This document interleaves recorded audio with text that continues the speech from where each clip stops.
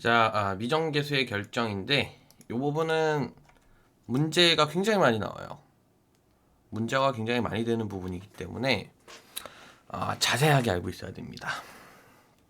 자, 어떤 거냐면 사실 뭐 수열의 극한에서 일부 좀 하긴 했어요. 수열의 극한에서 뭘 했냐면 만약에 무한대가 있고 이게 어떤 수렴꼴이 이렇게 있다면 반드시 이 위에 분자에는 무한대꼴이 와야지만 된다. 이게 이제 미정계수의 결정에서 얘기하는 1번입니다. 그러니까 두 개를 얘기하는데 그중 하나가 얘예요. 근데 이렇게 쓸 수도 있겠지만 반대로 얘기할 수도 있습니다. 분자가 무한대일 때 수렴한다면 반드시 분모도 무한대로 가야 돼요. 오케이? 됐습니까? 근데 뭐 무한대로만 간다고 해도 돼? 아니지. 그러니까 적당히 수렴값이 나와주게끔 무한대인 거여야죠. 그러니까 무슨 얘기냐면 얘가 뭐 예를 들어서 x제곱 뭐 이렇게 있었다면 리미트 x가 무한대로 갈 때 x제곱 이렇게 있었다면 여기가 수렴하기 위해서는 어쨌든 최고차항이 x제곱인 뭐 개수는 모르겠지만 어쨌든 최고차항이 x제곱인 이런 2차 식이 있어줘야 된다라는 거죠. 이 2차 식은 결국 어쨌든 발산을 하기 때문에 이 지점에서는 어쨌든 발산을 하는 애가 와줘야 된다 이런 뜻입니다. 즉 뭐 0으로 가거나 어떤 상수로 수렴하거나 이런 값이 와서는 수렴하게 만들지 못한다라는 거죠. 절대. 오케이? 자, 그럼 두 번째 할 수 있는 얘기가 뭐냐면 아주 자연스러운 얘기인데 만약에 분모가 0인 상태에서 수렴을 한다면 분자는 어떻게 돼야 될까에 관련된 얘기입니다. 어떻게 돼야 될까요? 상식적으로. 여기도 0이 와야 된다는 얘기예요. 아무 0이나 오면 돼? 아니라고. 아까 여기서 얘기했던 것처럼 이렇게 분모를 0으로 만드는 인수를 가지고 있는 그런 어떤 식이 와줘야겠죠. 적어도 그 인수 하나만이라도 와줘야 얘를 수렴값으로 만들 수 있다. 그럼 반대로 또 할 수 있는 얘기가 있지. 그쵸? 아까 했던 얘기처럼 분자와 분모를 바꿔서 분자가 0으로 갈 때 수렴을 한다면 반드시 분모도 어떻게 돼야 된다. 0으로 수렴해야 된다. 이렇게 얘기를 할 수 있다라는 얘기입니다. 이게 미정계수의 결정이에요. 여기서 하는 얘기는 이게 답니다.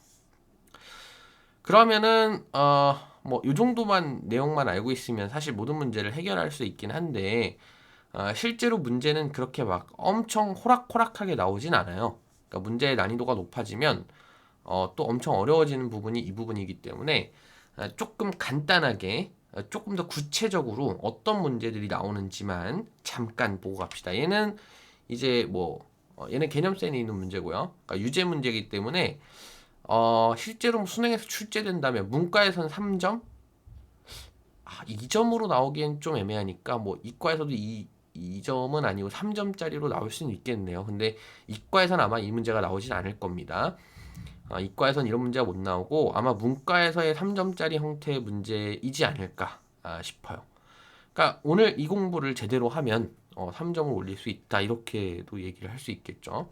아주 잘 나오는 부분이니까. 자, 일단 이 부분을 봅시다. 이 부분을 보면 분모가 지금 무한대로 가고 있죠. 근데 이렇게 써볼게. x가 무한대로 가고 있을 때 분모가 무한대로 가고 있는 상태에서 3, 이거 3 쓰지 말고 수렴 이렇게 씁시다. 그럼 내가 아까 뭐라 그랬어? 분자도 무한대로 가야 된다 그랬지. 그럼 이제 이 무한대가 구체적으로 어떤 무한대여야 하는가가 이제 실제로 문제를 풀 때 필요한 지식이에요.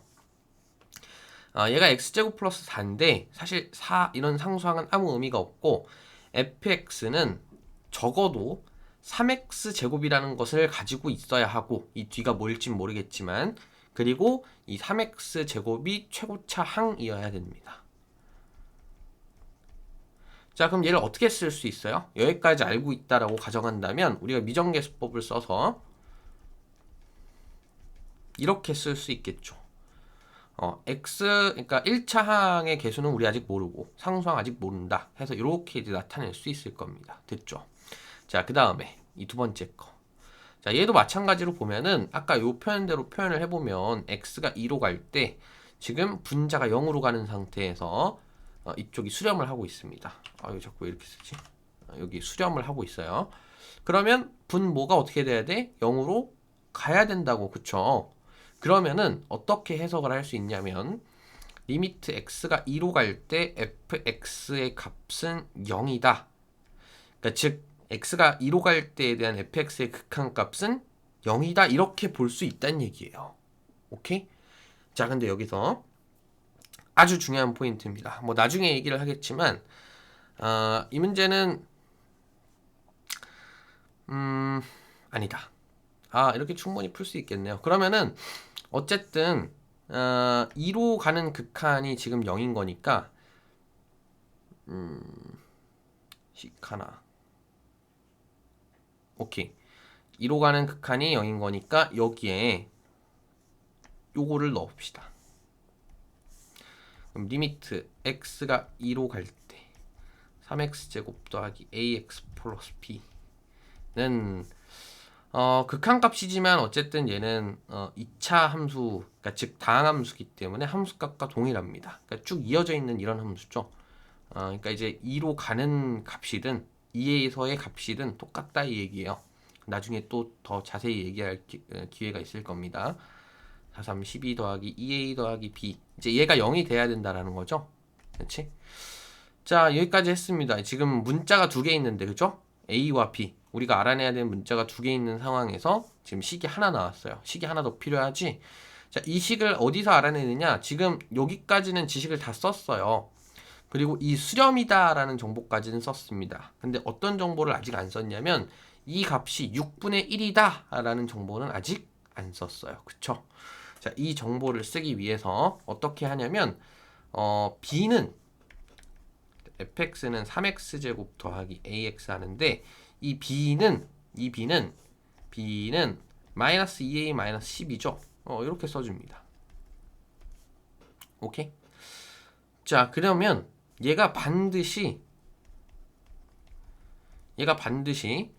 뭐로 인수분해가 돼야 되냐면 2로 인수분해가 돼야 돼요. 그쵸? 2를 넣었을 때 성립을 해야 되니까 2를 넣어보면 됩니다. 실제로 돼요. 그럼 이제 얘가 어떻게 인수분해가 되느냐? x-2 3x 제곱 아니죠. 3x죠.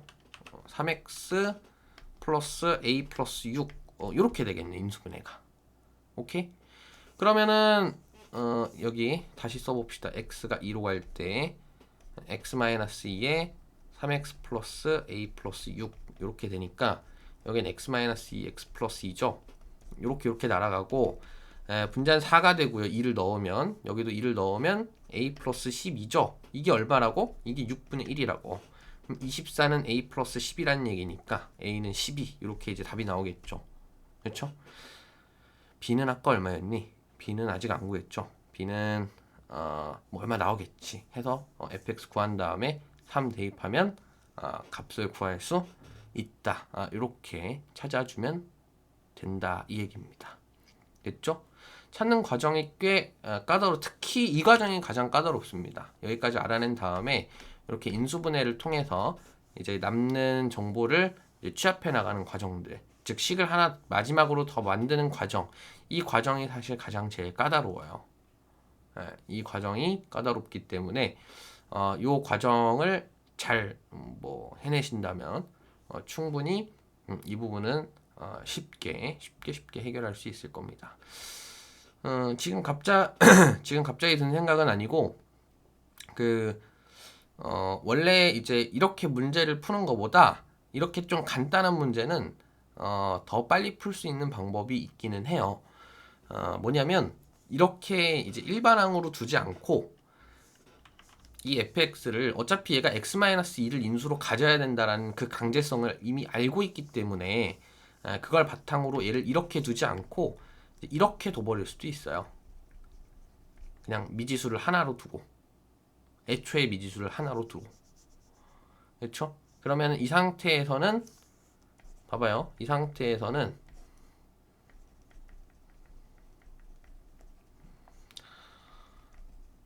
아이고 이렇게 날아가고 2를 대입하면 3, 2-a 4는 6분의 1이니까 24 6-3a가 24다. 그럼 3a는 18이다. A는 6이다 해서 뭐 이렇게 나옵니다. 맞죠? 쭉쭉쭉쭉. A가 6이면은 6, 3, 18. 오케이, 맞죠? 이렇게 해서 이제 바로 구할 수도 있어요. 이게 훨씬 더 심플한 방법이죠. 사실 이렇게까지 간 다음에 다시 이걸 인수분해하는 것보다는 어차피 이 2를 그러니까 x-2를 인수로 가지고 있을 거라는 걸 미리 예측하고 있는 상황에서는 그냥 이 인수를 그냥 막바로 써버리고 뒤에 이렇게 인수 하나를 모르는 상태인 걸로 식을 써주는 게 훨씬 더 빠른 풀이가 되겠죠. 근데 이 풀이가 안 먹히는 경우가 있기 때문에 이렇게 가는 풀이도 반드시 알고 계셔야 돼요. 이렇게 가는 풀이도. 오케이? 됐죠? 개념 강의를 하다가 문제풀이를 하는 경우는 흔치 않은데 이 문제 같은 경우에는 그냥 단순히 개념만 설명해서는 좀 너무 애매하기 때문에 같이 좀 설명을 드렸습니다. 됐죠? 자, 여기까지 하죠.